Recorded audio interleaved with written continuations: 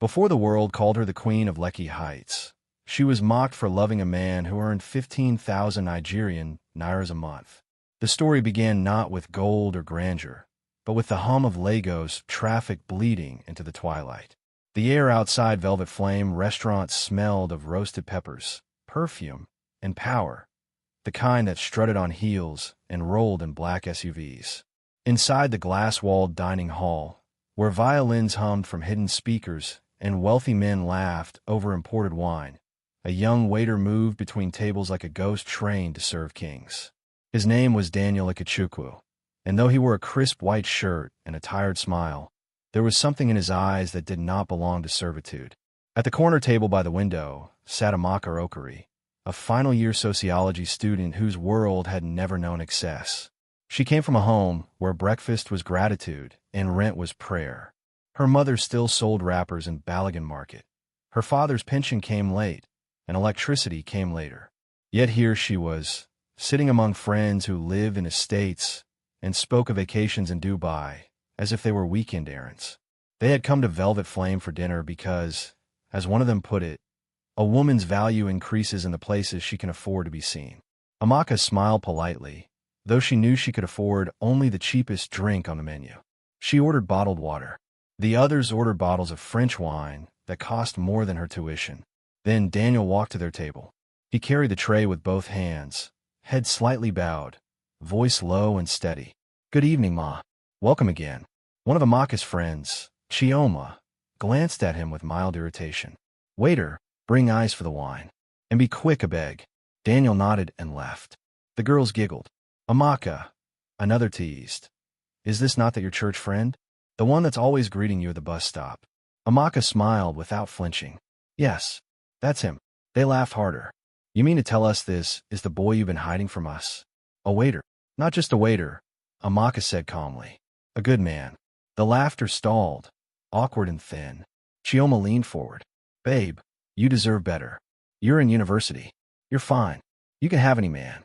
Why suffer yourself with somebody carrying plates for 15,000 Nigerian nairas?" Amaka looked out the window, where Daniel was refilling a customer's glass. He moved with deliberate calm, like someone counting his steps to something larger than this room. "You don't understand," she whispered. "Some men carry trays today because the world hasn't seen their table yet." That night, after the others left in loud convoys of laughter and music, Amaka waited outside the restaurant for Daniel. When he emerged, he looked startled to see her still there. "You didn't go with your friends?" he asked. "They went home," she said. "I want to walk with you." Daniel hesitated. "The road is long. Then we'll walk slowly." So they walked. From the lights of Victoria Island into the restless heartbeat of the city. They talked about school, about rent, about dreams that had no money attached. Daniel spoke of wanting to start a small restaurant one day, where every worker would eat before serving others. "I hate hunger," he said softly. "It changes how a man looks at the world." Amaka smiled. "Then maybe I'll be your first investor. I have 3,000 naira saved." He laughed, but there was warmth in his eyes, gratitude mixed with fear. "You shouldn't joke about things you mean," he said. "Words have a way of coming back." The months rolled by like pages of a book only they were reading. They met at cheap canteens, at bus stops, at the back of the church after choir practice. He would wait for her in the rain just to walk her home. She bought him small gifts, soap, a notebook, a tie she couldn't afford. In return, he gave her attention, safety, the rare silence of being understood. But the world never stops testing what it doesn't understand. One afternoon, Amaka arrived at the restaurant earlier than usual. Through the glass, she saw Daniel standing still, tray in hand, staring toward the entrance. A black SUV had just pulled up outside, windows tinted, tires silent on the pavement. It idled there, engine humming. Daniel's eyes followed it like a man staring at a ghost. The back window, lowered halfway. A middle-aged man in a dark suit looked directly at him. Their gazes locked for only a heartbeat, but something in Daniel's posture changed. His shoulders straightened, his jaw tightened.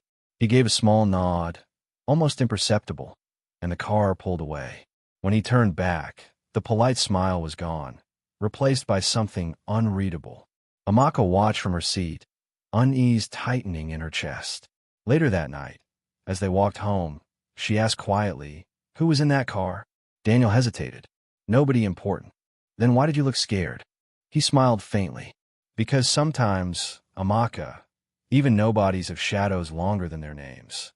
She didn't press further. They reached her street, and the orange glow from the corner vendor's lantern cast soft light on his face. He took her hand suddenly, squeezed it hard. "Promise me," he said, "no matter what happens, don't stop believing I'm more than what they see." She frowned. "Why are you talking like this?" He looked away. "Because I've learned that love isn't tested by comfort. It's tested by confusion." Then he let go, waved gently, and disappeared into the night. That evening lingered in her mind long after she crawled into bed. The hum of the ceiling fan could not drown the echo of his voice. She replayed the moment he froze at the sight of that SUV, the subtle panic, the controlled fear. Sometime past midnight, a thunderstorm rolled across the city. The wind forced open her window shutters. She rose to close them, and froze. There, lying on her neatly made bed, was a white envelope. She hadn't left her door unlocked. No one had entered.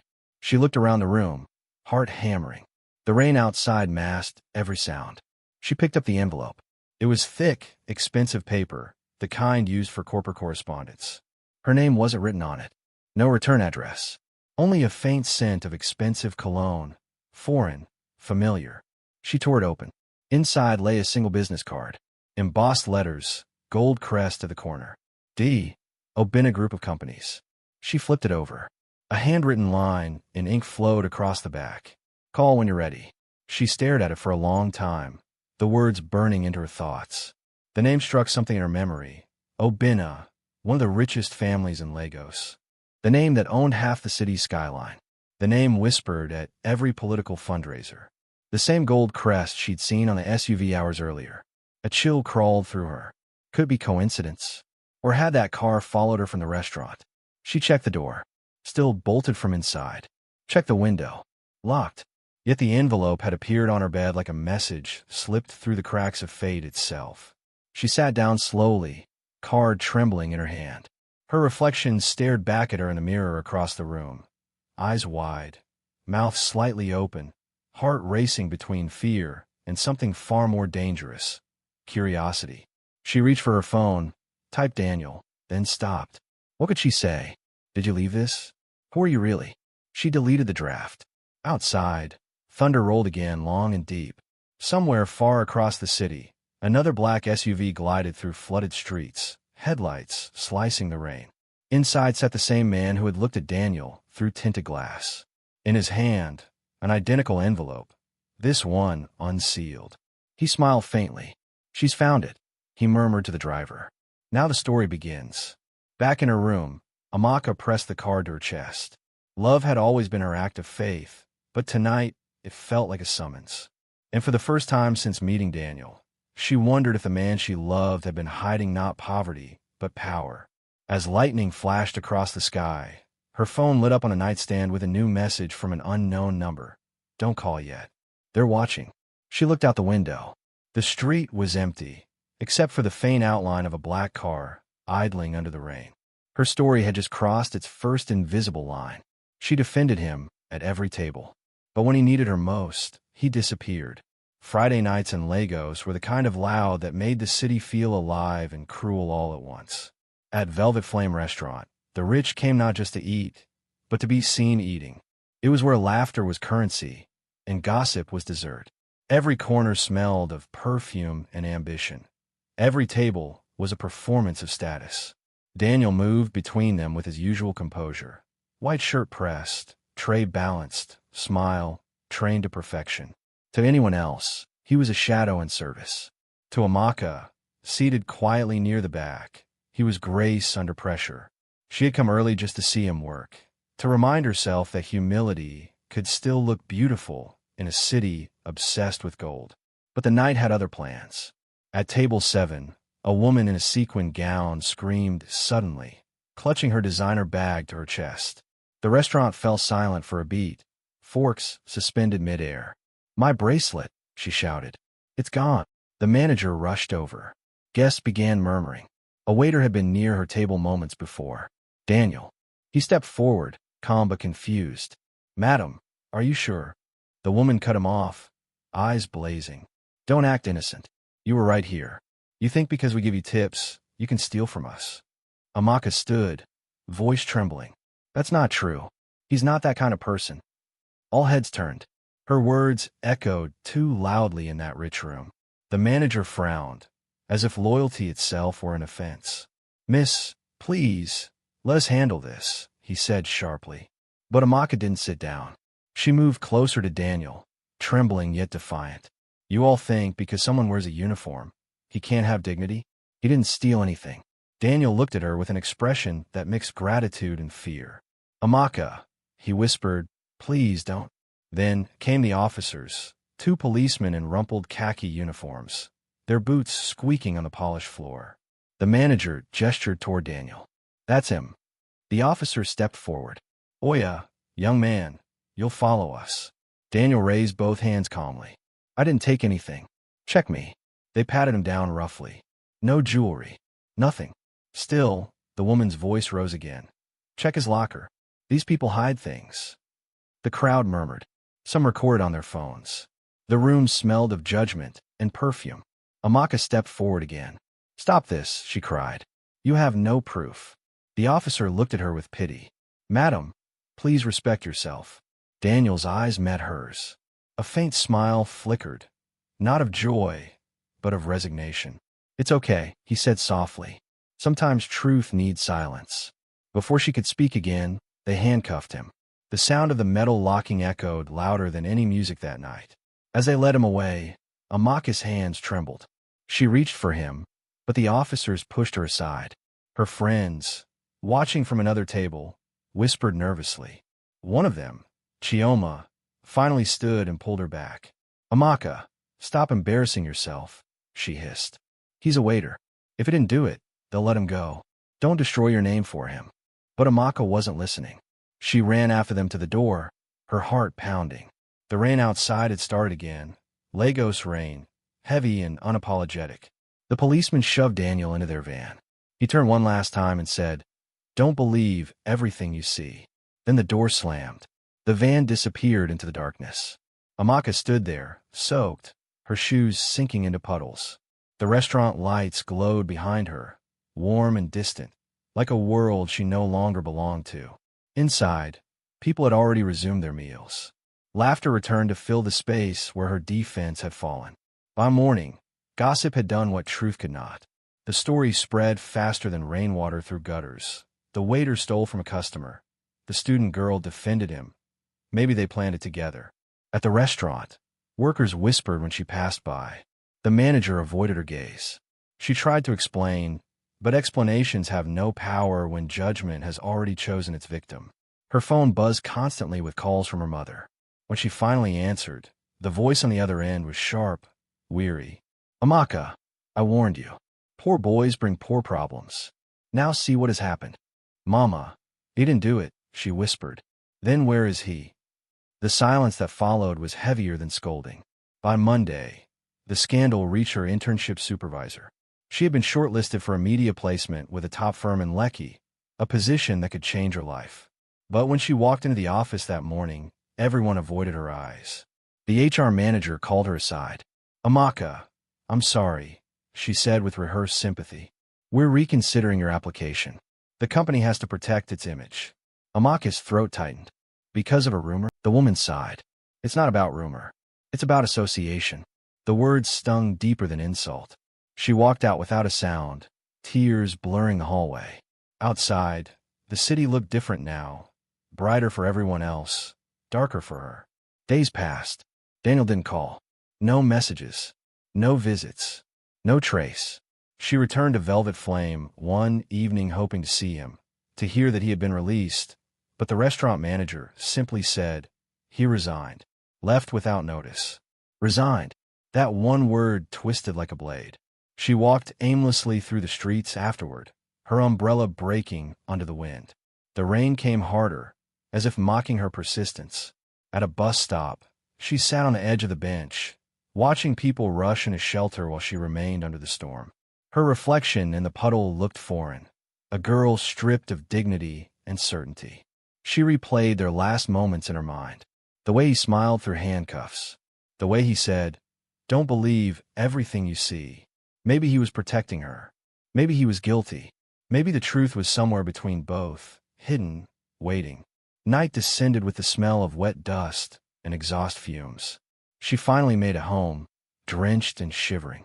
Her small apartment felt colder than ever. The clock ticked without comfort. She dropped her bag, collapsed onto her bed, and stared at the ceiling until her phone buzzed again. Unknown number. She almost ignored it. But the message came as a voice note. Short, urgent mail. She pressed play. The voice was low, distorted by static, but she recognized it. "If you love him," it said, "leave the city." The message ended abruptly. Amaka sat up, heart hammering.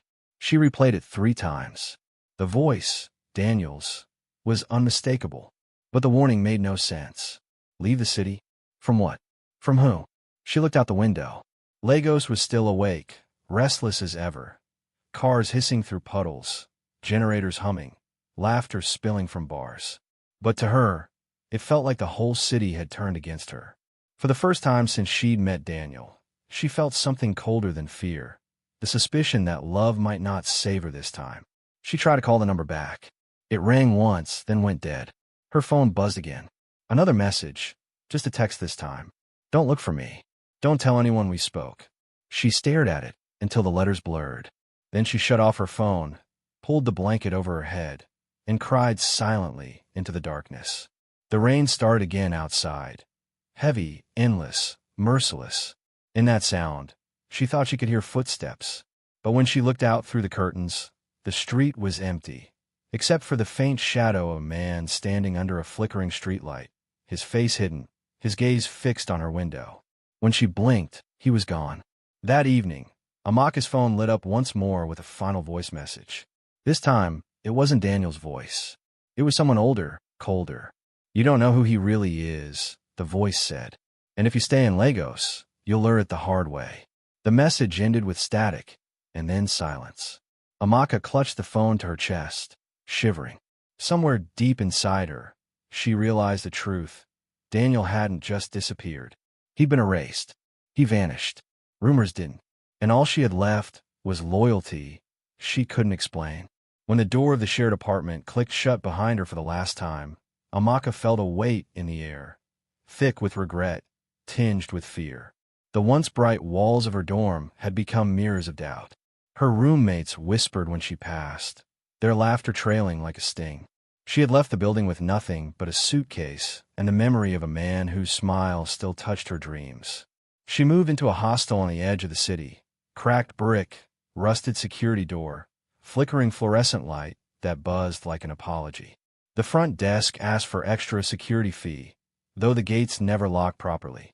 Her bed was thin, her pillow flat, and the blanket smelled of damp. In this place, she became someone unimportant, just a student who paid her rent late, who ate noodles in silence, who kept her phone off. The world didn't stop for her heartbreak. Lagos didn't pause. The buses still roared. The generators still hummed. But inside her, time stretched and shrank at the same time. She decided she wouldn't wait for Daniel. He had disappeared without word. The restaurant where he once served now had a shuttered entrance. She walked past the red carpet of velvet rope one evening and saw his name gone from the roster. The tray stands empty. Customers forgotten. A rumor floated through staff. He flew overseas. Another.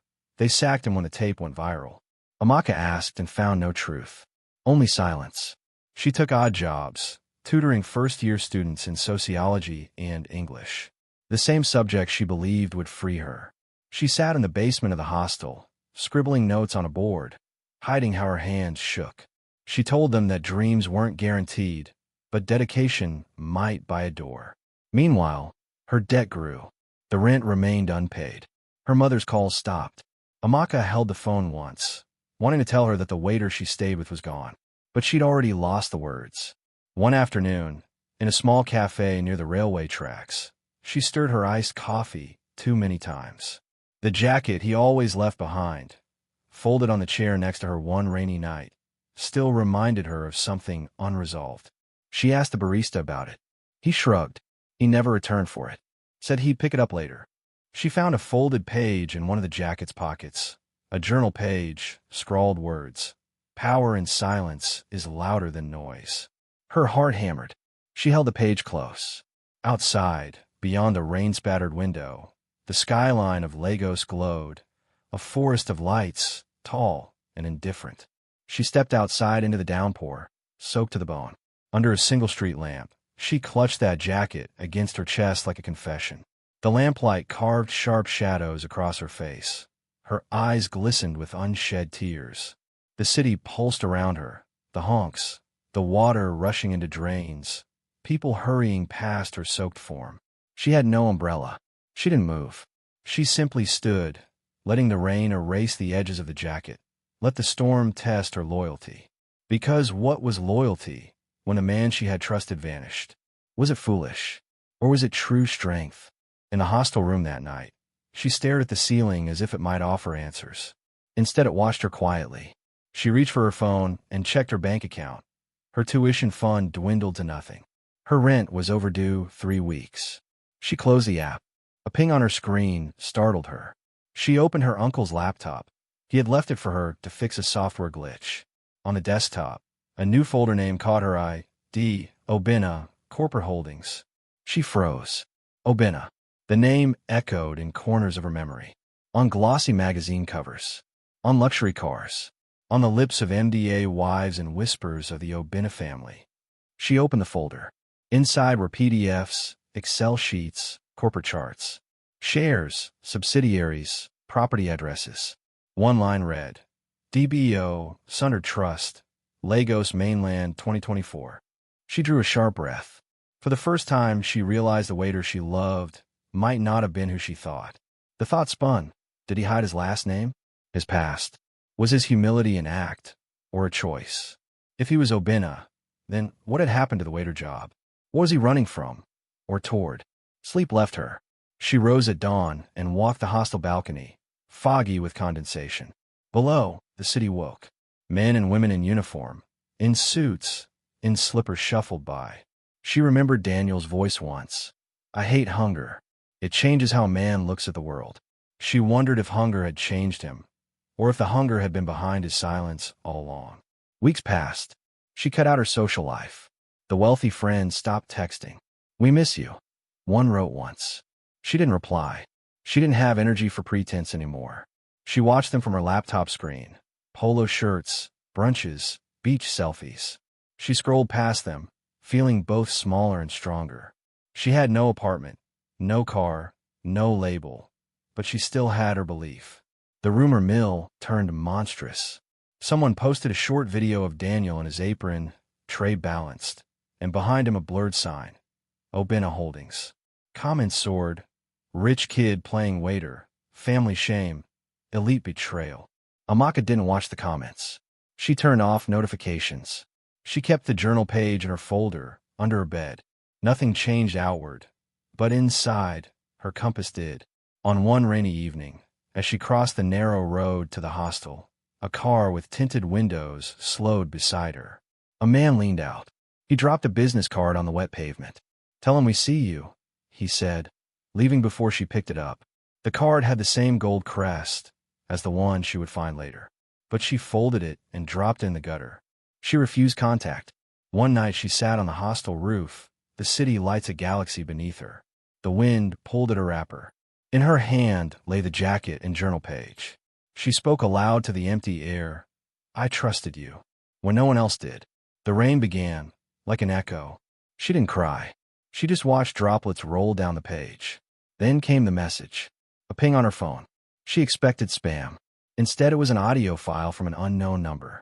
She played it once, twice. It said, softly, read the folder. Then silence. Her blood ran cold. She recalled the uncle's laptop, the folder, the Obina name, the car, the ambassador's address. She realized what she thought was survival was watching someone ascend, and she was standing outside the door. The next morning, she went to the cafe again. She looked at the empty chair where he once sat. She picked up the jacket. The smell of coffee and old linen filled her nostrils.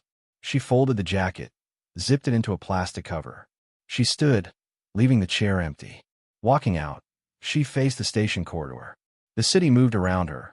People rushed, vendors shouted, buses roared. But she felt silent, like a man who waited in the dark for his chance, and now the chance was gone. Her phone buzzed again. A message. Your loyalty is noted. Your ignorance is welcome. Ready. Amaka looked at the skyline. The black SUV she saw that night years ago passed. This time she watched it roll slowly by. The window lowered, cufflinks glinting. The driver smiled. The crest. Obina. She walked away. And in that long walk, she decided something. Her solitude was not punishment. It was preparation. The rain fell again. She didn't pull the umbrella. She opened the folder on the laptop. One file named Project Legacy, Phase 1 flickered. She scrolled down. The subtitle read, Transfer of Asset, Obina Culinary Brands to D. Obina, July 25th, 24. She swallowed hard. Her loyalty, her love, her belief, it had never been enough. It had been just the beginning. The man she loved wasn't the man she knew. Would she expose him or protect his secrets? When the envelope first landed on her bed, Amaka thought it was trouble, cheap thrills, or a prank from someone aiming at her heartbreak. But now, as she sat at her desk late at night, the city lights slicing through her thin, hostile curtains, something deeper stirred. The waiter she loved, the man she defended at tables full of money and sneers, was slipping through truths she didn't yet understand. Daniel's absence weighed on her like rain on tin. She had defended him, cheered for him, stayed loyal while others mocked. But when he vanished, she could not move for fear nor anger. Instead, she felt emptiness. That emptiness began asking questions, sharp ones. Did he lie about his background? Did he hide something? And if he did, what did that mean for her loyalty? Her phone glowed with a message from her uncle, a man she trusted but rarely invited into her heartbreak. Meet me tomorrow. It's important. Her sleep slipping away, she agreed. The next day, they met in a small cafe, quiet corner, low hum of conversation around them. Her uncle's face looked serious, more serious than she had ever seen. Amaka, he began softly, stirring his tea. That boy's father owns this city. Her heart paused. She looked at him.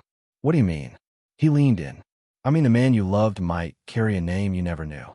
And the family behind it, they are missing someone. Amaka's breath caught. She put her hands on the table, anchored to reality.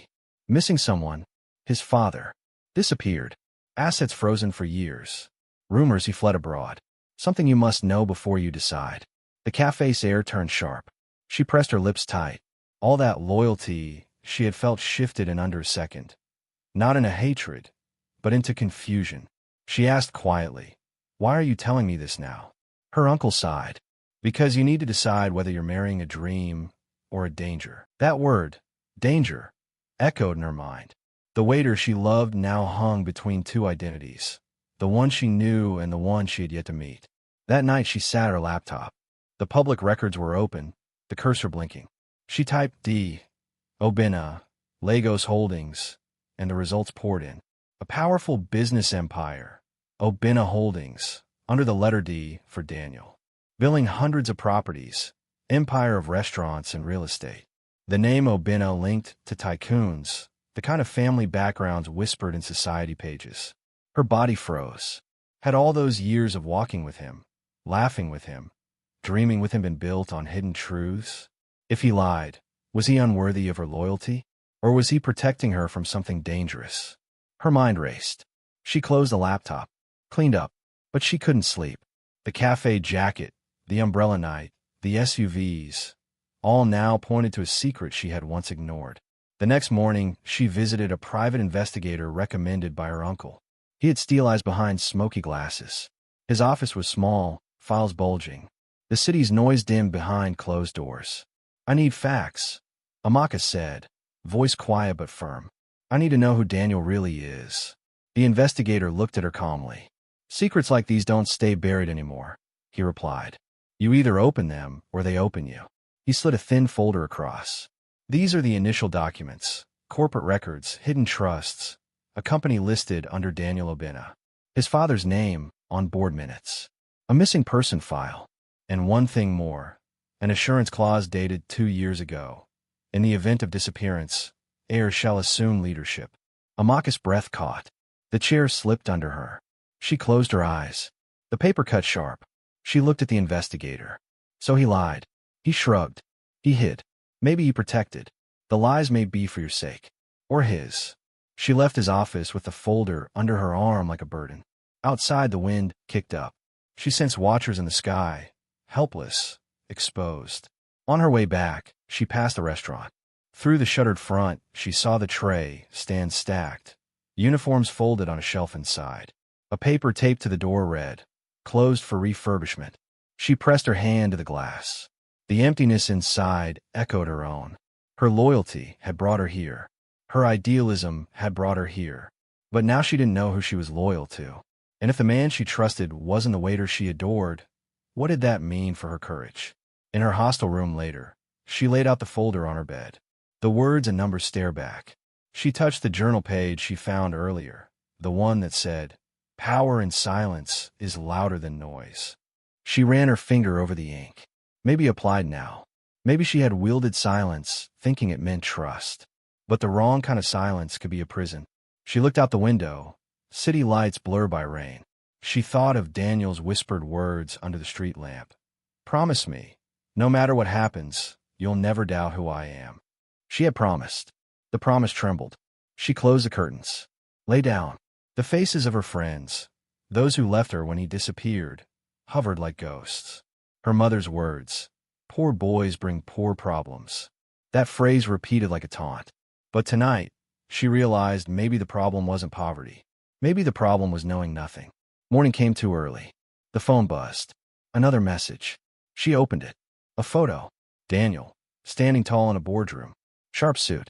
Obina family crest behind him in bold relief. His hand on the podium. His eyes locked on a camera. He looked not at her, but through her. Caption. "He's coming home." She shut the phone. Her heart slammed. The world she believed in collapsed and remade itself, all in one image. Had she loved a waiter? Or had she loved a king in disguise? She sat still for minutes. Then she closed the folder. She tucked the folder into her bag and rose. She had to choose. To expose him and protect her honor, or protect him and risk her identity. She picked up the phone again. Her thumb hovered over his name. She hesitated. The loyalty that had defined her froze in midair. And in that hesitation, she realized something essential. Love isn't quiet when the truth is shouting. Her phone screen lit up with a new message. "We know you found the file. Prepare." A profile picture, the gold crest of Obina Holdings. The sender, unknown. Amaka exhaled sharply. The decision she thought she controlled suddenly controlled her. A secret company, a loyal friend, and a truth even the city couldn't hide. Amaka's world had shrunk to streetlights and debt-filled nights, a hostile room with cracked walls and unanswered texts. But hope arrived quietly, like a candle in the dark when all other lights had gone out. It arrived in the form of a young man named Tund, someone she hardly knew, yet someone whose presence promised a map to the missing pieces.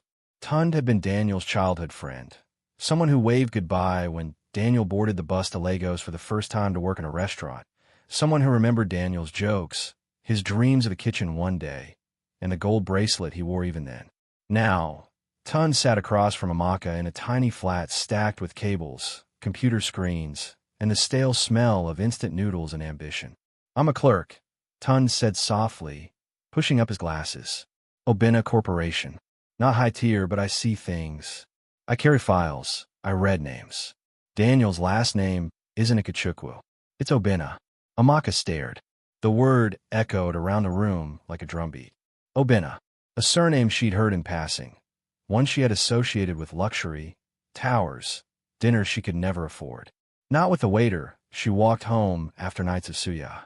Tund lifted a small photo, faded at the edges, creased across the middle. "Look at this." Amaka leaned forward.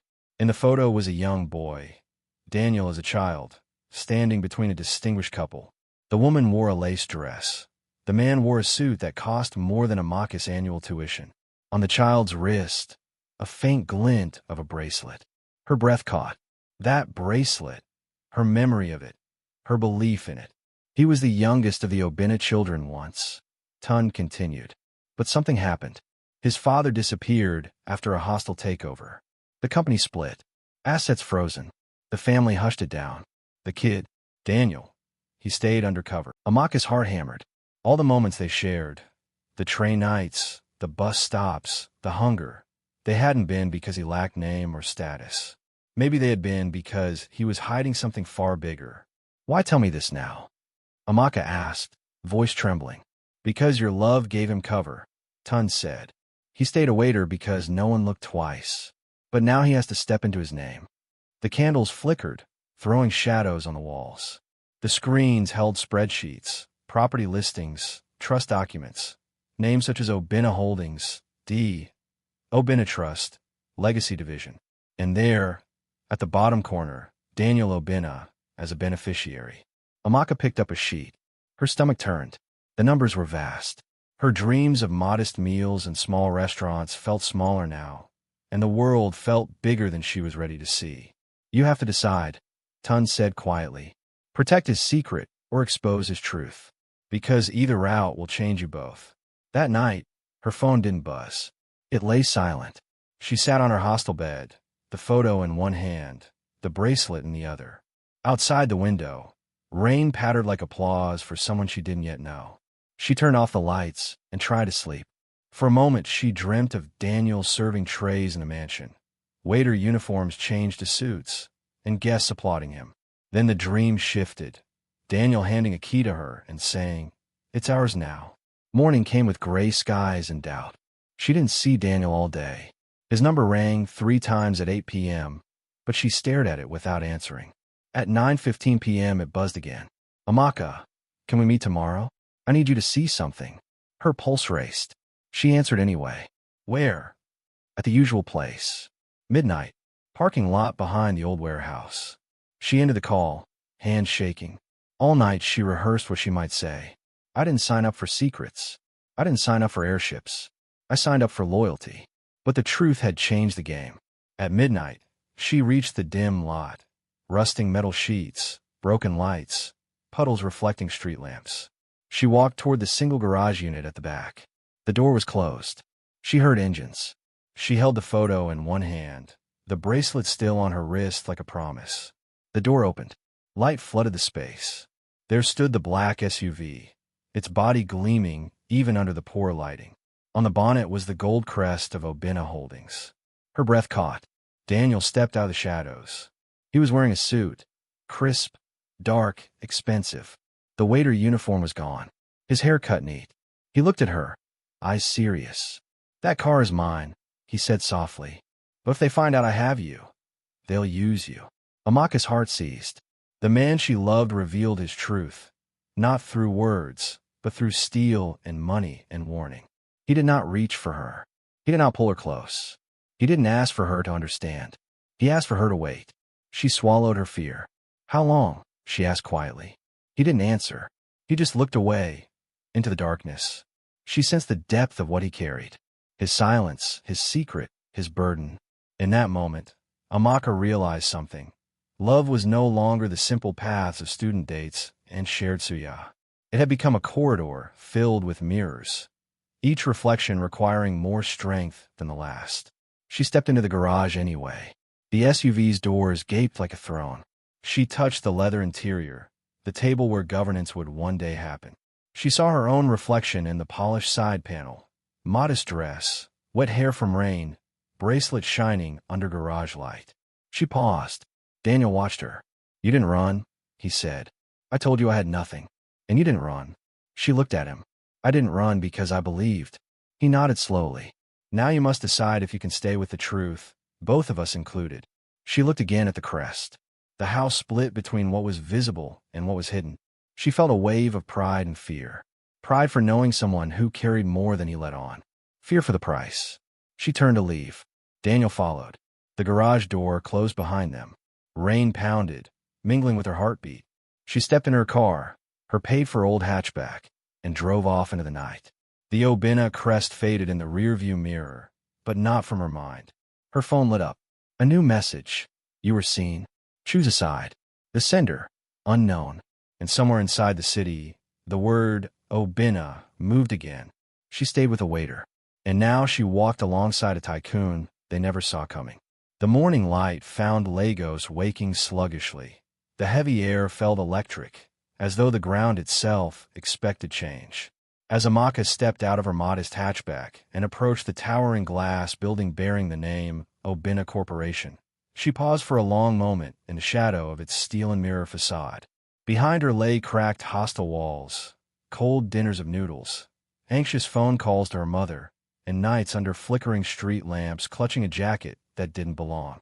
Before her stretched the polished corridor of the boardroom, mahogany table longer than any walkway she had yet traveled, leather chairs arranged in silent rows, chairs that only weeks ago had been seats she could never dream of.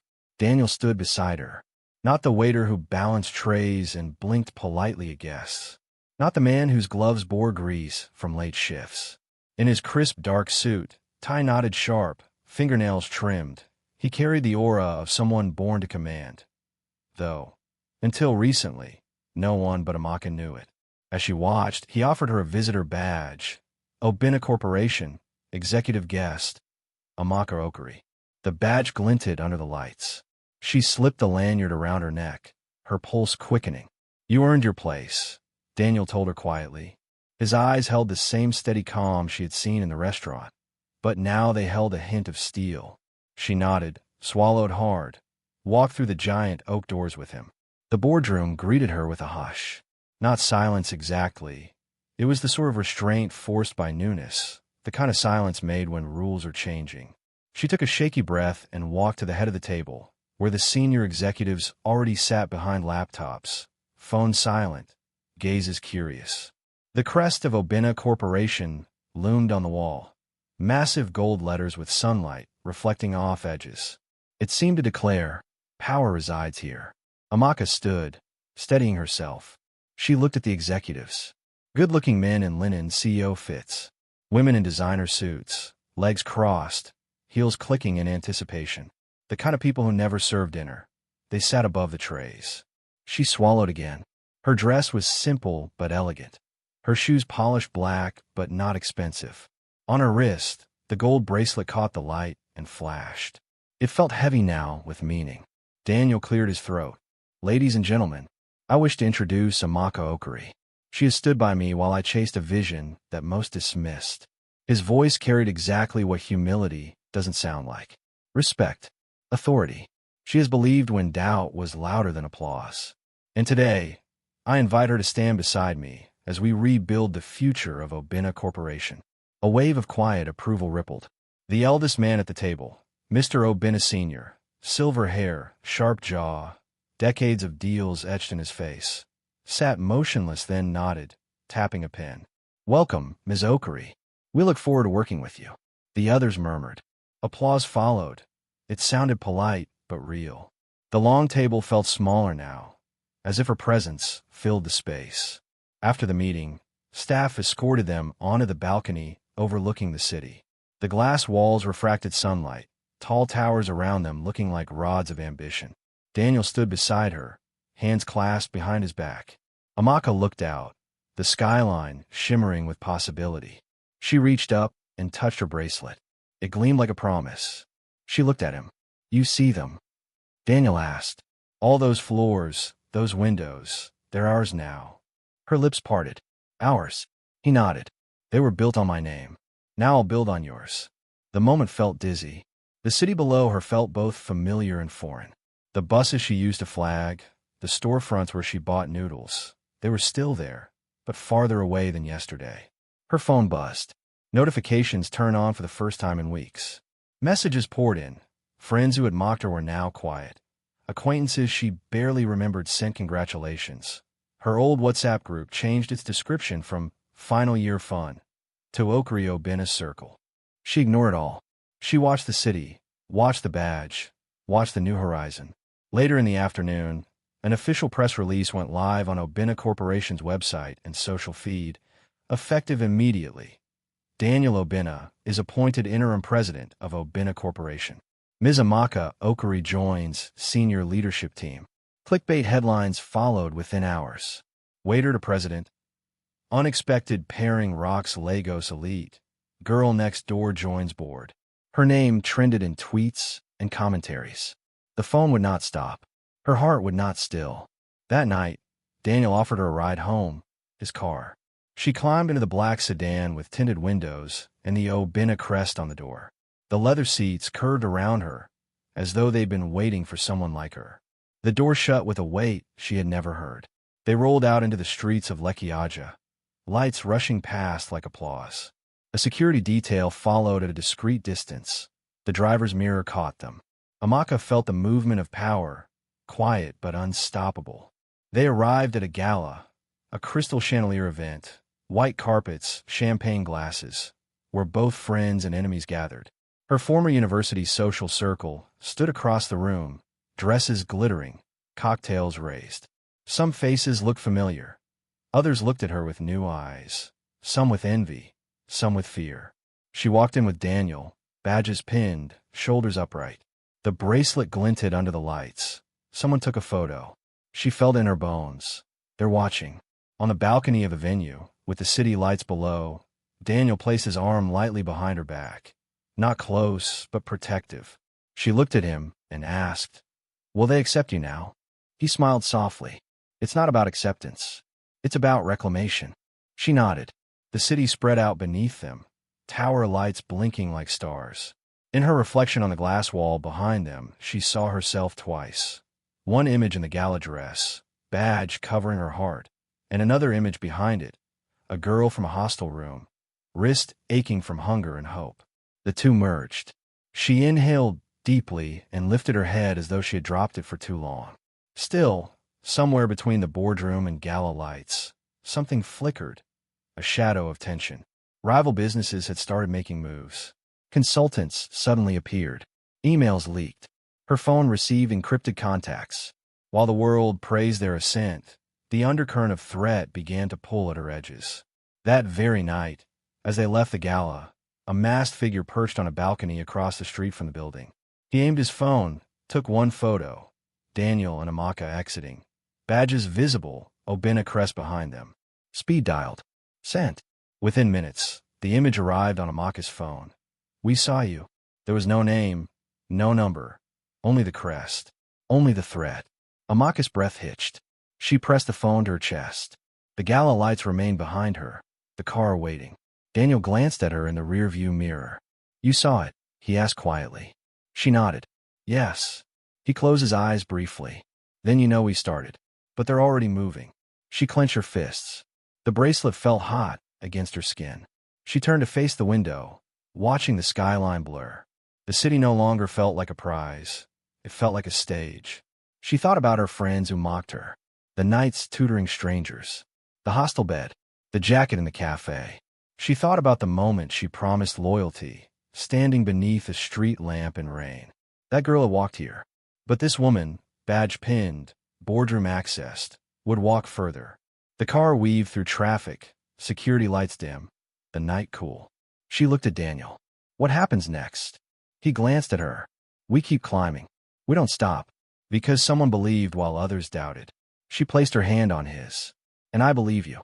He nodded, pressing the pedal. The city sped past.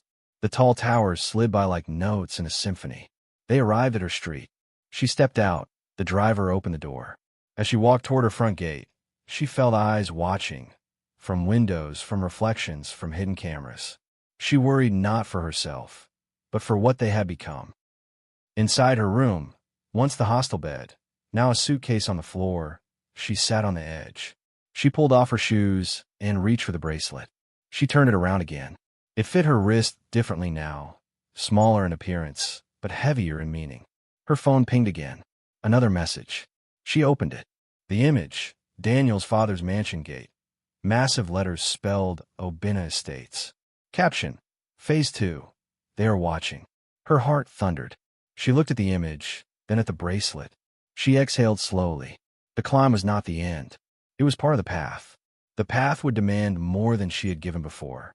And in that silence, she made a silent vow to herself. I will not falter now. 7. The betrayal/collapse power doesn't go down quietly. It drags truth into the shadows. It began the way storms often do, quietly. A whisper here, a leaked memo there, until gossip became narrative and narrative became bloodsport. Obina Corporation, newly reborn under Daniel's name, was suddenly on fire again, this time from within. The press that once praised his rise now hunted his fall.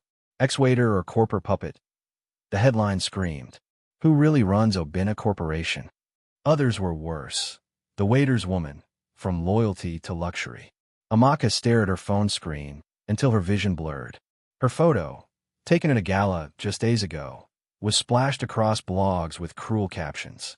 Her dress, her smile, even the way she stood beside Daniel was dissected.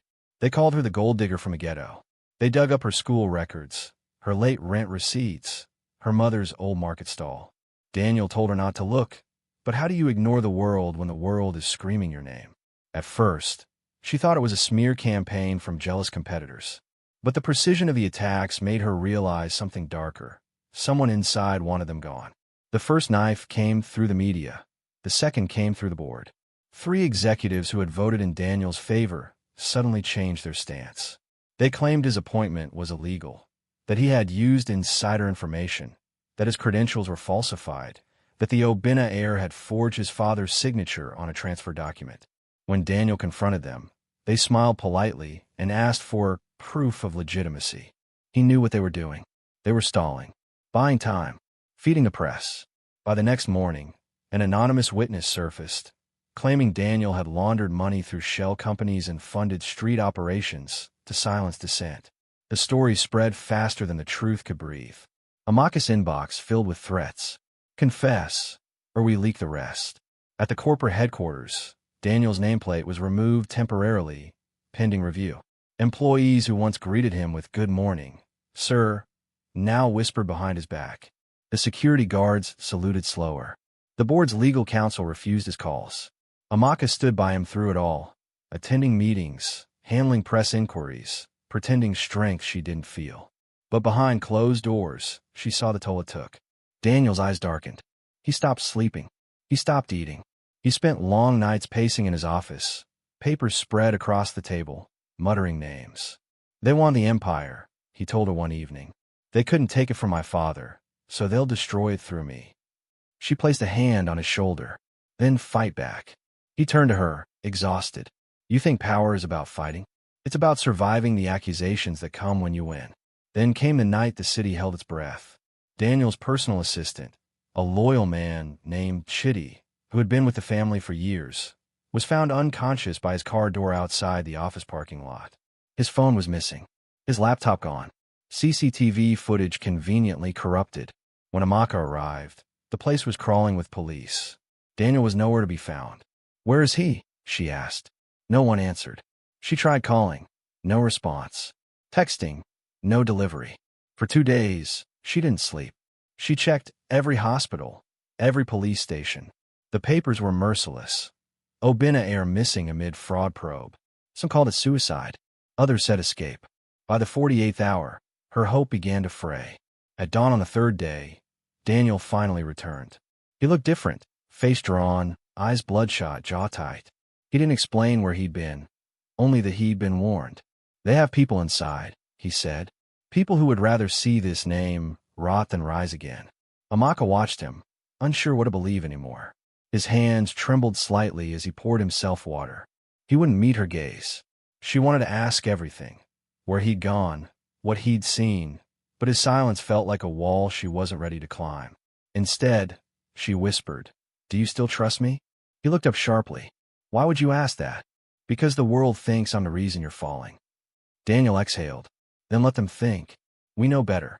But in his tone, something cracked, doubt or exhaustion, she couldn't tell. 2 nights later, she attended a press briefing alone on Daniel's behalf. Cameras flashed like gunfire. Questions sliced through the air. Is it true you helped him falsify tax documents? Did you manipulate him to gain shares? Was your relationship part of his cover? She held her ground, chin high, voice steady. Daniel Obina is an honest man, she said into the microphones. I stand by him because truth doesn't change with rumor.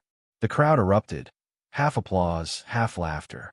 When she got home, the comments had already gone viral. Some called her brave. Most called her blind. She sat on the couch, shaking.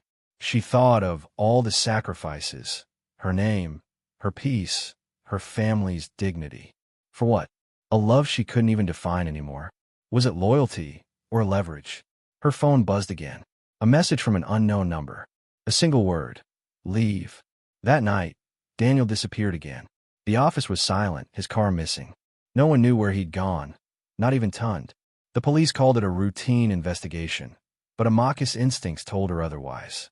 She tried calling. No answer. She went to the mansion. Guards blocked the gate. "You're not authorized to enter," they said. "But I'm family," she insisted. "Not on record," came the cold reply. She walked away, tears burning her cheeks under the noon sun. By evening, the media circus had turned brutal. News anchors debated whether Daniel's sudden disappearance was guilt or abduction. Twitter hashtags multiplied. Hashtag the waiter president.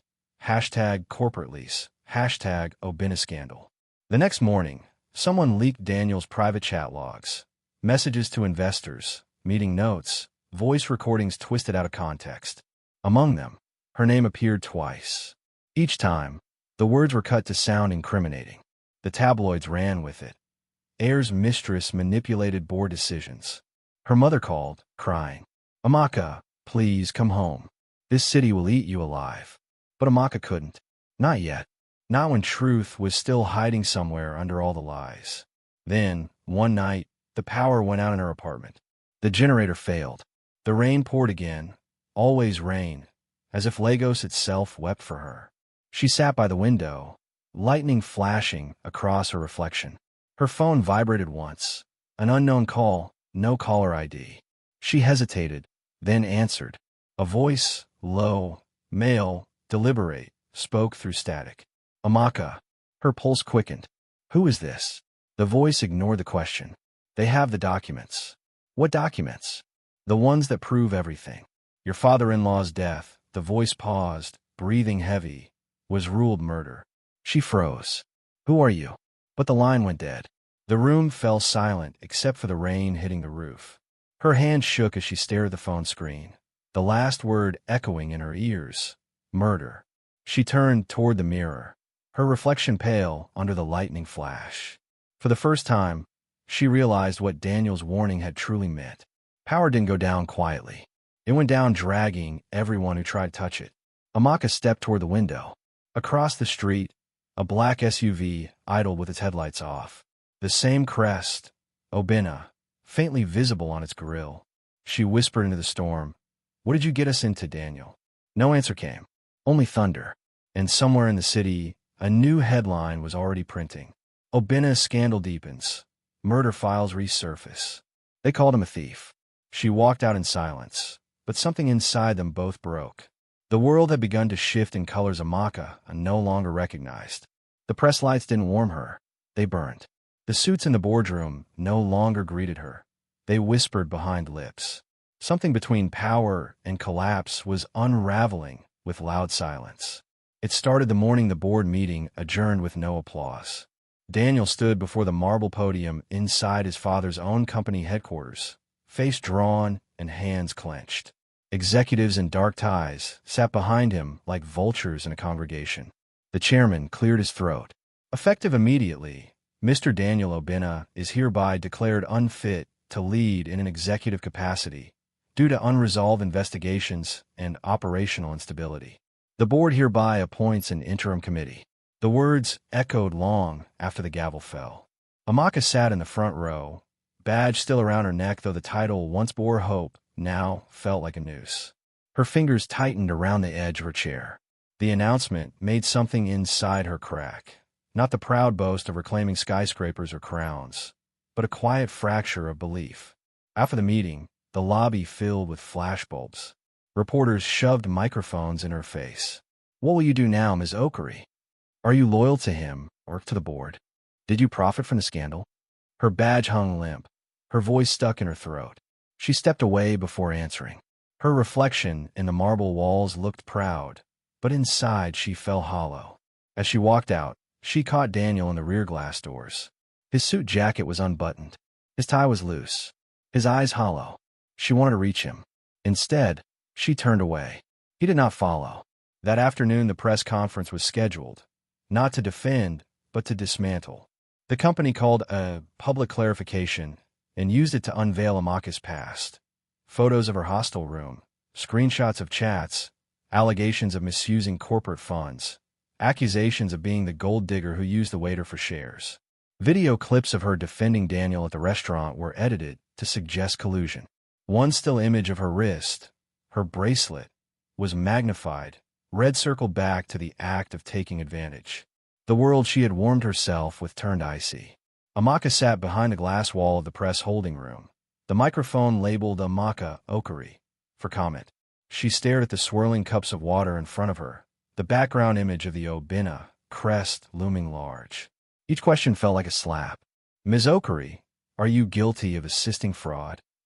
Why were you photographed at your boyfriend's office late at night? Do you deny the allegations that you manipulated Mr. Obina's decisions for personal gain? Her heart pounded. Her mind blanked. Then she stood. The silence in the room screamed. She had no defense worth giving. She stepped away without speaking. Outside the glass doors, the flashbulbs resembled fireworks in a war she didn't want. Her ears rang. She walked silently, watched. She entered her old hostel building without turning the lights on. The corridor smelled of damp tiles and exhaustion. She reached her room, locked the door, and sat on the thin mattress. A cracked full-length mirror leaned against the wall. She stared at her reflection. The dress she wore that night belonged to someone else, the badge pinned fake already, the bracelet shining almost spitefully. She knelt, gently removed the gold bracelet from her wrist, and held it above her head. The weight pulled on her fingers. Her tears began. She closed her eyes, dropped the bracelet in her palm, and finally let the sobs come. She slept little. The night passed in minutes and hours blurred. The rain came and hammered the roof. Lagos wept with her, or maybe it mocked her. She tried not to think of Daniel, but he haunted her dreams, serving trays, power suits, empty boardrooms. Then he returned, without warning, without explanation. He came to the hostel door at dawn, his face bruised, one cheek red, one eye puffy. His suit jacket hung over his arm, shirt crumpled. He looked older than his 30 years, thinner. He didn't knock.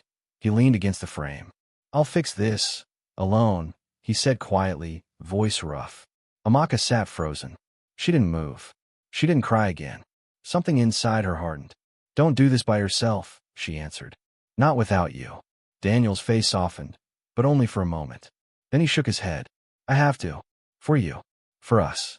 Her chest tightened. "Then we'll do it together." He didn't argue. He only looked away.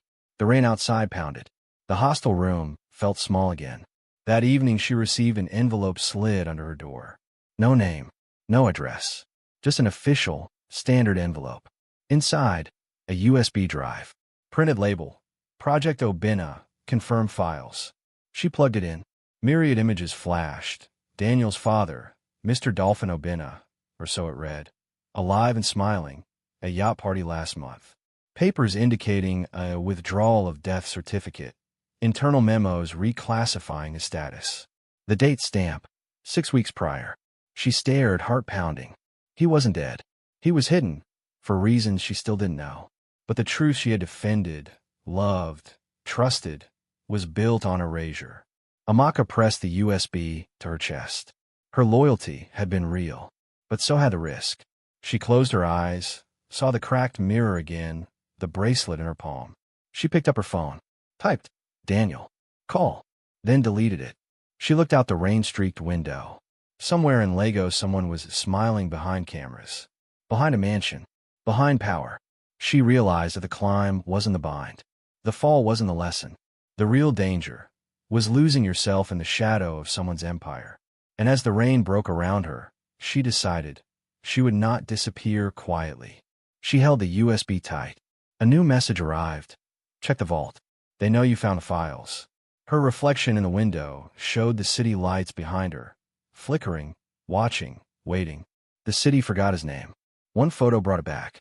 The dawn light crept through the blinds of the small flat where Amaka and Tund had convened. The USB lay open on the table between them, its data blotting the thin sheet of paper beside it. Files, photos, statements, everything Tund's low-level clerk access had uncovered. But the biggest break came from a man far removed from boardrooms, Father Benedict MBA. Amaka had been skeptical.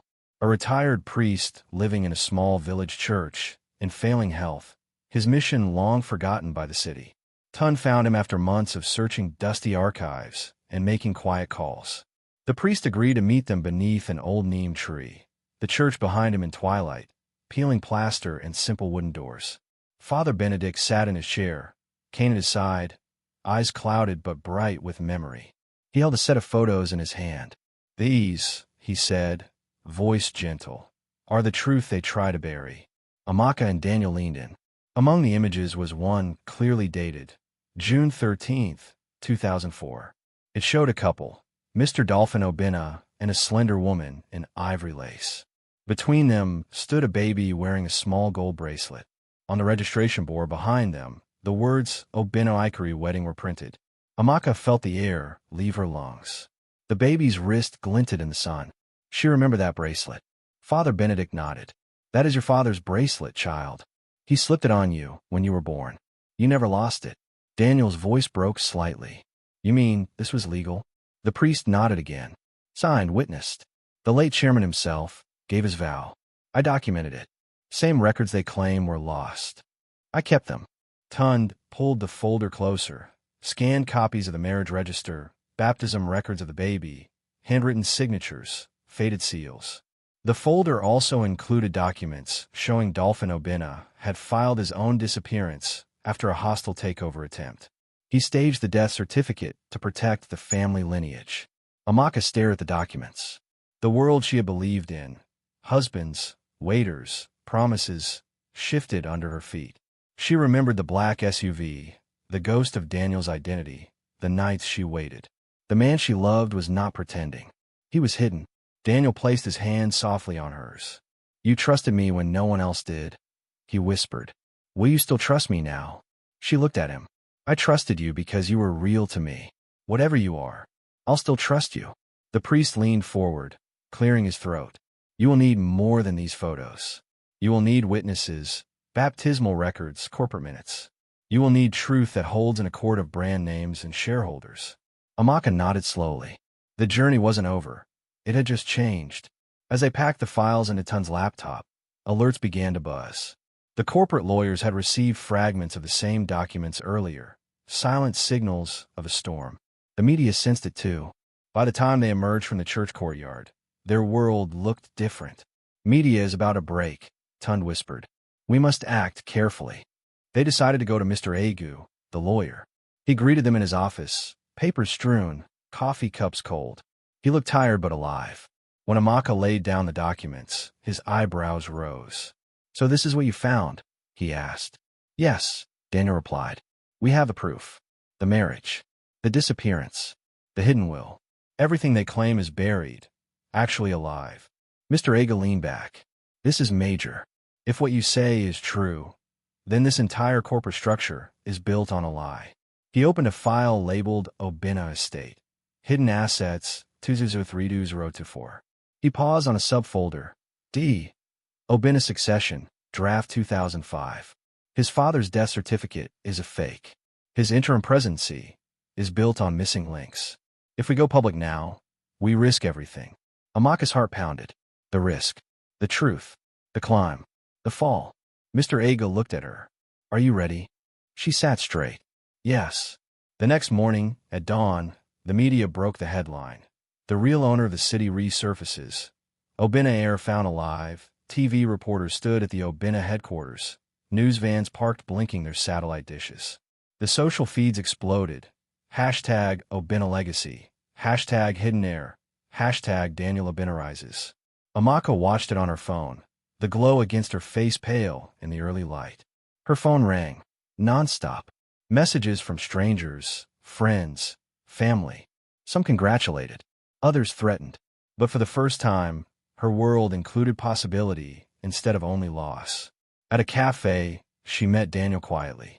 He seemed lighter, smile tight, but present. The boardroom had released a brief statement acknowledging his father's unofficial absence, but promising a formal review. The media interpreted it as a win. Amaka and Daniel walked past the Lagos skyline at dusk. the quarter tower lights shimmering like distant stars. He wore the bracelet she had once worn. She touched his wrist. They didn't speak.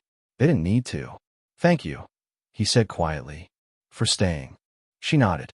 "Thank you for telling me the truth." But as the glory rose, whispers hovered like vultures. Within the halls of Obina Corporation, the staff felt the shift. In the corridors where authority had once been silent, now panic flickered in eyes. Board members stared at each other. Security guards shifted their weight. Receptionists whispered, "He's the heir. See him walk past like a king. Will he replace us?" And in the mansion's vast lobby, screens flashed, "Daniel Obina, interim chairman," in bold blue letters. Staff halted mid-step, glanced upward. Some bowed. Others held their breath. The crest on the wall seemed to shine brighter, as though it claimed back its legacy. Amaka entered the boardroom with Daniel that afternoon. His father's crest on the wall, his father's name on the doorplate. She felt the weight of that legacy, not as an outsider anymore, but as someone who carried both hunger and history. Staff glanced at her, uncertain. Photographers who had once filmed her humiliation now captured her arrival. Inside the room, Daniel sat behind the chair with his nameplate in front. The empty seat marked chairman sat unoccupied. He met Amaka's gaze. She nodded. They both knew this was a moment that people watched. The question wasn't just if they belonged, it was whether they could survive. As the door closed behind them, the staff in the corridor exchanged nervous glances. Some took notes. Others scanned their phones. One held a camera, capturing the moment for later. The screen of the monitor outside flashed his name, D. Obina, interim chairman. Amaka took a breath. The screen blinked again. The date, September 25th, 2024, 14:03. A new alert. Boardroom meeting in session. Unauthorized personnel must exit. Amaka stood beside Daniel, badge pinned, bracelet glinting. The door locked. The corridor outside fell silent. Only the hum of the aircon echoed. They had returned, but the game had only just begun. Justice isn't a feeling. It's the gavel falling when truth refuses to stay buried. The courtroom was packed beyond its official capacity, every seat taken, some standing in the corridors just to hear the verdict. The polished panels cast a stern reflection across the floor, and the large emblem behind the bench glinted in the harsh overhead lights. At the front, standing behind a glass barrier, were Daniel Obina and Amaka Okari, once uncertain lovers, now public figures bound by truth and legacy. Amaka felt the weight of the moment. The badge she wore at the gala, the bracelet on her wrist, the countless nights of waiting, they all led here. Her palms were damp. Her heart thudded not with fear, but with a strange, steady resolve. The judge cleared his throat, the gavel resting heavy on the bench. In the matter of Obina Corporation Limited and the heirs of Dolphin Obina, this court finds that Daniel Obina is the rightful heir to the estate of his father. All shares and assets as listed in Schedule real estate, corporate holdings, brands, revert to him. Ms. Amaka Okari is hereby recognized as his partner in the newly constituted executive leadership team. The gavel fell. The sound resonated through the hall, as if the building itself exhaled release. Cameras exploded in flashes. Reporters shouted questions. Phones buzzed. A tidal wave of relief for Amaka, a vindication for Daniel. Outside the courtroom, the world changed. Reporters broke through crowds with their microphones and cameras. Someone shouted, "Mr. Obina, how do you feel now that the truth is recognized?" Daniel lifted Amaka's hand gently. Together they walked down the steps. Her sandals clicked against the stone, safe and steady now. Within the corporation, rival board members collapsed. One by one they vacated offices, their names fading from directories. The ex-CEO of Obina Corporation fled in the night. His departure announced quietly in the press, retired for health reasons. The halls bristled with new energy. The staff who once whispered about them now stared in awe, some with apology in their eyes, some wondering what their own next move would be. Amaka and Daniel arrived at the mansion foyer that evening. The grand building, once distant, intimidating, now felt like home reclaimed. The marble floors reflected the soft lights. The chandeliers seemed to acknowledge the moment. Daniel opened the door for her. She stepped inside barefoot. The memory of the night she waited outside the gates in sandals returned. Only now the sandal was gone, replaced by steady steps. Her bracelet gleamed under the foyer lights. That simple gold band transformed into a symbol of survival and purpose. They paused at the portrait above the stairs, the same portrait of Dolphin Obina that had stared down so many from the wall. Daniel touched the frame gently. "We carry the name," he said softly. "Now we carry the mission." Amaka nodded. "What mission?" He smiled, and the answer came together. A large banner unfurled in the foyer's wide hall. The Obina Foundation, empowering urban youth and restaurant workers. Beneath it stood a buffet of symbolic sculptures, service trays merging into books, apron strings forming graduation caps, hands raised in unity. At the press conference that followed, Daniel spoke firmly into the microphones. This foundation will not only recognize the dignity of service, it will raise it. Young people who once stood behind trays will now stand behind leadership. The camera zoomed in on Amaka. She watched him speak with pride. The bracelet on her wrist pulsed like a heartbeat. When the reporters asked her to speak, she said quietly, "Service is not a step to be ashamed of. It is the foundation we built our house on." Her voice rang clearer than she expected. Later, when she was asked, "Why forgive them? Why rebuild with the same people who try to tear you down?" she answered without hesitation, "Because love isn't about what we get, it's about what we build." Her words rippled through social media. The boardroom drama, the stolen identity, the legal battles, all fell away behind a new image. The woman who walked beside the waiter-turned-tycoon, now builder of futures. The foundation launched with jubilation. The first group of trainee chefs from the city's underprivileged quarters marched into the mansion's converted banquet hall. Former waiters received scholarships. The mansion's old banquet hall became a training kitchen. The boardroom became a planning center for community outreach. It was as though the very architecture of power was repurposed for possibility. In the coming weeks, charities sought them out. Media followed them. Their photos filled magazines with captions, "From service to success." Amaka became a guest on talk shows, but she kept her voice grounded. She spoke about honor, humility, and remembering where one came from. In a quiet moment, she walked through the mansion corridors alone. The echoes of her shoes against marble, the faint hum of restoration, and the soft chime of her bracelet were a testament to transformation. The house that once shut its doors to a girl with no name now stood open to thousands. Her reflection in the glass, the city behind her, seemed familiar yet changed. She lifted her head, unafraid now. Outside, the media frenzy continued, but a new theme emerged. Transformation built, not bought. Some former critics offered apologies. Some board members sent handwritten letters of support.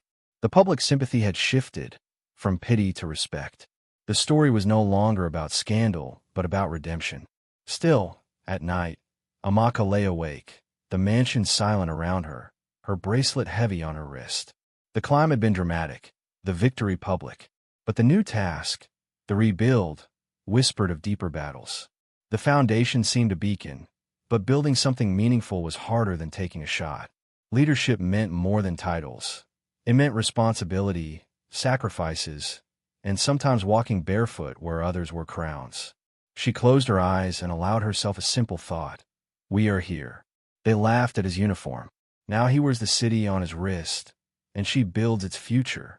When the first group of students walked through the grand doors of the former Obina mansion, they carried hopes more fragile than the chandeliers above their heads. The mansion itself had become a symbol of transformation. Once a privileged shrine, now a doorway to possibilities. On the foyer wall, the massive crest of Obina Corporation had been reimagined, not just as legacy, but as legacy repurposed. Underneath it, a new banner hung, reading, "The Obina Foundation, empowering service, elevating lives." Amaka stood at the edge of the threshold, surrounded by young women in uniforms, shirts crisp, aprons fresh, eyes radiant with purpose. Former waiters who once carried trays now stood behind them, guiding them, smiling with pride. Cooks who once stirred pots in anonymity now led small teams of entrepreneurs. The sounds of clinking pans had become the applause of potential. She placed her fingers on the gold bracelet that still graced her wrist. A symbol she once feared might be tainted by scandal, now gleaming with truth. She took a deep breath and walked into the ballroom-turned-training kitchen, where a banner read, "From kitchen apprentice to business leader." Trainers gestured to their students, showing how to read invoices, manage menus, negotiate with suppliers. The air smelled not of entitlement, but of fresh hope and strong coffee. Beside her, Daniel moved with a different posture than she had once known. The crisp dining uniform was gone. In its place, a tailor blazer that still bore his estate's crest. Yet he didn't wear it as armor. He wore his promise. He paused beside a former porter, now instructor, who welcomed him with a nod. Daniel turned to Amaka and smiled. "Look how far we've come," he whispered. Amaka smiled back, but her eyes stayed on the students. A girl with trembling hands stirred soup. A young man who once washed dishes explained the importance of supplier relationships. Two sisters who had been trafficked last year now wrote business plans on wall-mounted screens. She hugged each of them, her heart full, her past ache softened by purpose. The media had already taken note. Headlines glowed, "The girl they couldn't erase." Interviews poured in. A prestigious TED Talk invite landed in her inbox. Cameras flashed as she and Daniel walked onto the red carpet for a foundation gala. Journalists asked questions. "What changed for you? How did you build this so fast?" Amaka's answer, "I stopped proving. I started serving." Later that night, Daniel stood on the balcony overlooking the city, the lights sprawling like stars in a nebula. He turned to Amaka. "You know, they used to laugh when I stood behind trays." He paused. "Now I wear the city on my wrist." He extended his left hand slightly. A new watch, heavy gold, the crest engraved on the back. The reflection in the glass showed both of them, the waiter's girlfriend, now partner in purpose. Amaka brushed the edge of his wrist, then looked at hers. The bracelet glinted. "And I build its future," she whispered. Inside the conference hall, Daniel announced a scholarship in his father's name, the Dolphin Obina Service Industry Scholarship.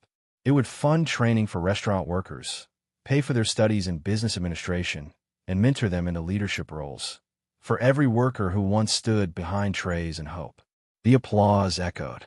Cameras zoomed in on names, Okari and Obina side by side, not in rivalry, but in unity. Staff lined the corridors of the mansion, turned center. They hugged Amaka and Daniel as one would hug old friends reunited. Some cheeks were wet, some smiles long overdue. The grand structure whose polish once shut people out now welcomed them. The banquet hall, once reserved for dignitaries, now held startup pitch nights for service industry innovators. The library, once dusty and ornate, now brimmed with young women reading entrepreneurship books, discussing franchises, planning cafes. Amaka walked through it all. She paused at the stairs where she once stood in sandals, humiliated by a boardroom's disdain. She lifted her head and touched the rail lightly, remembering that night. The bronze plaque on the wall beneath still read, "Amaka Okari, Trainee 2019," a reminder of how far she had come. At the front gate, the sign read, "Obina Estate, Community Hub." Two former security guards greeted her with nods. She nodded back. When the gala ended, Amaka stepped outside into the warm night air. Legos hummed around them. She looked at the road, at the late-night taxis passing by, at the street food stalls that still served plates for small change. The city was the same, but her place in it had changed. She locked the grand gates for the night. The veranda lights glowed behind her. The chauffeur pulled the car away. She turned to walk toward the guardhouse, barefoot in the soft grass. Just for a moment, reminding herself of the hostile nights, the cracked walls, the emptiness. Then she heard a small voice behind her. She turned. A little girl, 6 or 7, held a teddy bear. She looked up at Amaka with wide eyes. "Were you really the waiter's girlfriend?" the child asked, curiosity mixed with awe. Amaka crouched, smiled softly, touched the girl's hair. "Yes," she said gently. "And then I became something more." The girl smiled. Amaka stood, and with the mansion's lights behind her, she felt grounded. Not by pride, not by power, but by promise.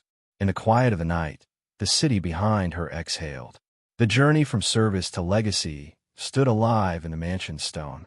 Every former waiter who now led a classroom, every trainee chef who now pitched a business plan, it was proof that hunger could sharpen vision, that loyalty could become leadership, that a bracelet could tell a story.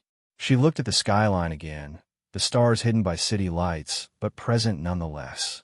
She whispered, "Thank you for believing." And somewhere in the world beyond the gates, someone took a photo. Headlines tomorrow would read, "Lagos new story begins." But tonight, there was no need for trending hashtags. Tonight, there was no need for applause. She locked the door, turned, and walked inside the mansion, her home, their future. The mansion lights flickered one last time as she entered. She paused at the threshold. In a mirror on the wall, the bracelets on both her wrist and Daniel's reflected side by side. She touched hers gently and whispered to herself, "We'll build something worth remembering." They saw a waiter. God saw a king. The mansion was quiet, not empty, alive in stillness. The sun filtered through tall windows, gilding the hallways with gold and warmth. The Obina Foundation had closed for the day. The banquet halls were quiet. The classrooms were still. The scent of baked bread and printed paper lingered faintly, the echo of hundreds of footsteps replaced by the hum of evening. Amaka walked slowly down the main corridor. She wore a fitted, modest gown, a soft cream dress with no jewels, only grace. Her gold bracelet, simple, now iconic, clinked softly against her wrist. She passed framed photographs on the wall, the first class of trainees, the gala, Daniel shaking hands with new business partners. Every image told a piece of the story that once seemed impossible. At the end of the hallway stood the full-length mirror, one that had once been cracked, hidden behind boxes, a leftover relic in a house built on exclusion. Now it stood restored in polished mahogany, its edges smooth, its glass pristine. She stopped in front of it, hands gently resting at her sides. She looked at herself. For the first time, the reflection felt whole. Not because she was powerful, not because she had won, but because she had been faithful when it was hardest to be, when the world laughed, when her voice shook, when truth cost more than silence. Her hand rose and touched the mirror. She whispered softly, "I remember you." The version of herself who cried in that hostel. The girl who stood in the rain outside the restaurant. The woman who took off her bracelet in shame. All those selves lived inside this moment. None erased, all transformed. A montage unfolded in the world beyond the mansion. A former dishwasher, now managing his own catering startup, laughing with clients. Two young women presenting their cafe concept on a stage, cheered by investors at a chef who once mopped floors now guiding apprentices in a commercial kitchen. Board members from rival companies signing joint initiatives with Obina Foundation to train displaced workers. Daniel in a suit, not for show, but for purpose, cutting ribbon at a new Obina training hub on the island. Amaka seated beside government leaders, not as a guest, but as a peer shaping education policy for the service sector. The skyline of Lagos gleamed in the background of these moments, towering but no longer unreachable. The city was still chaotic, still fast, still loud. But somewhere in its heart, two people had changed its rhythm. Back in the mirror, Amaka smiled faintly. Her voice, in narration now, echoed with calm strength. They said loyalty was weakness. But I've learned, loyalty is vision. It sees beyond salary. It sees beneath uniform. It holds the line when storms come. She looked down at the bracelet again. Service earns titles. But truth earns legacies. Her voice quieted for a moment. Never judge the value of a person by the tray they carry, the shoes they wear, or the name they don't have yet. She turned slowly, walking toward the mansion doors, lights dimming behind her. At the gate, a staff member waited with keys in hand, smiling. Amaka took the keys and paused once more, looking back at the building, the home, the history, the hope. As the screen faded to black, her voice returned one last time. Thank you for watching. And thank you for remembering that some people aren't lost. They're just waiting to be seen, waiting to be served, not with pity, but with a chance. Have you ever laughed at someone's shoes, only to discover they once stood in places you dream of? Have you ever ignored the quiet one, only to learn their silence was hiding survival? Have you mistaken humility for weakness or service for shame? Tell us your moment of reflection in the comments. Your story might help someone else carry their tray with pride.